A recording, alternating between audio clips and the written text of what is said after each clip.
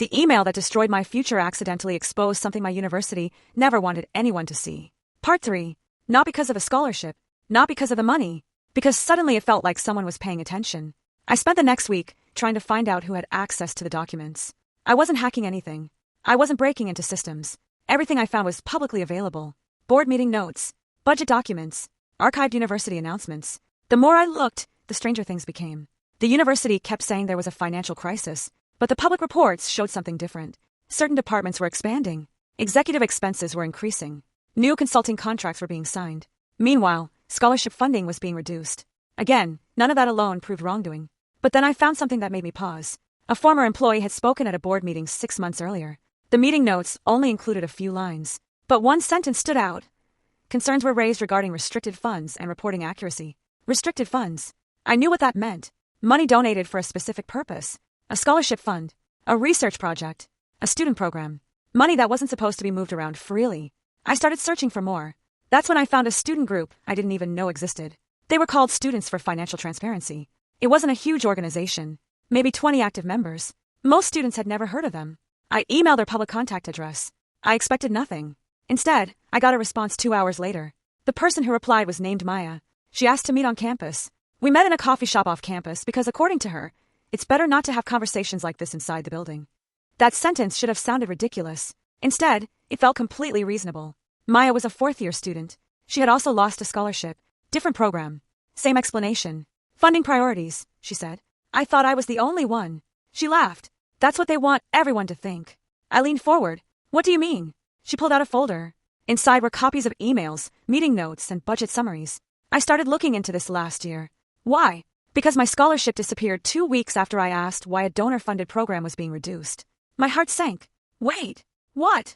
You think they removed your scholarship because you asked questions? I don't know. She looked at the papers. But the timing was interesting. That word kept coming up. Interesting. Nobody wanted to say the obvious thing. Because accusing a university of financial misconduct is serious. You need proof. Not suspicion. Not anger. Proof. Maya explained that several students had noticed the same pattern. Students who questioned budget decisions suddenly had financial issues. Students who asked for explanations were told decisions were final. Students who requested records were redirected from department to department. But we never had the missing piece, she said. What missing piece? The reason. She looked at me. Until you found that spreadsheet. I felt uncomfortable hearing that. Because suddenly I wasn't just trying to save myself. Other students were affected too. Over the next few weeks, Maya and I started collecting everything. Slowly, carefully, we created a timeline. Not accusations. Facts. Dates. Documents. Emails. Public statements. We found that the university had announced scholarship reductions at almost the exact same time they approved a large internal restructuring plan. That restructuring created a new administrative office. The office's purpose? Financial oversight. The irony wasn't lost on us. But the biggest discovery came from an old university filing. Buried in a document nobody would normally read was a reference to an internal audit. An audit that was never publicly released. We searched everywhere. Nothing. No results. No report. No explanation. Then Maya found something. An old employee directory. She found the name of the person who had conducted the audit. A former finance employee named Daniel. He had left the university, suddenly 8 months earlier. Maya sent him a message. I honestly didn't expect him to respond. But he did. The reply came the next morning. It was short.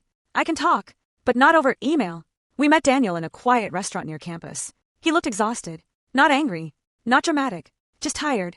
The first thing he said was, I need you to understand something. Universities are not usually hiding money in cartoon villain ways. I nodded. Then what happened? He looked around before answering. The problem wasn't that money disappeared. Then what was it? The problem was where certain money was being moved. He explained that during the audit, his team noticed irregular transfers involving several restricted funds. Money that donors had specifically given for student support, including scholarships. What did they do with it? He hesitated.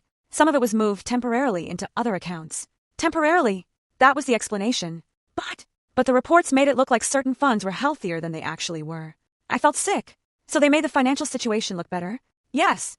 And when they needed to fix the problem, they cut things that were easiest to cut, like scholarships. He didn't answer. He didn't have to. Then he said something that completely changed how I viewed the entire situation. Your scholarship wasn't revoked because they ran out of money. I stared at him. What? Your scholarship was revoked because you started asking why they ran out of money. The room felt silent. I thought back to everything. The appeal. The vague responses. The spreadsheet. The warning email. The risk management note. It all suddenly connected. But there was still one question I couldn't answer. Why me? Why would a university care so much about one student asking questions? Then Daniel gave me the answer. And it was worse than anything I expected. Because your appeal wasn't supposed to reach the finance department. I looked confused. What? He opened his laptop. I saw your name in the audit documents. My heart started racing. What documents? He turned the screen toward me. There was a section labeled Scholarship Review Exceptions, and under it was my name. But the note next to it wasn't about grades. It wasn't about eligibility. It wasn't about funding. Part 4 is posted.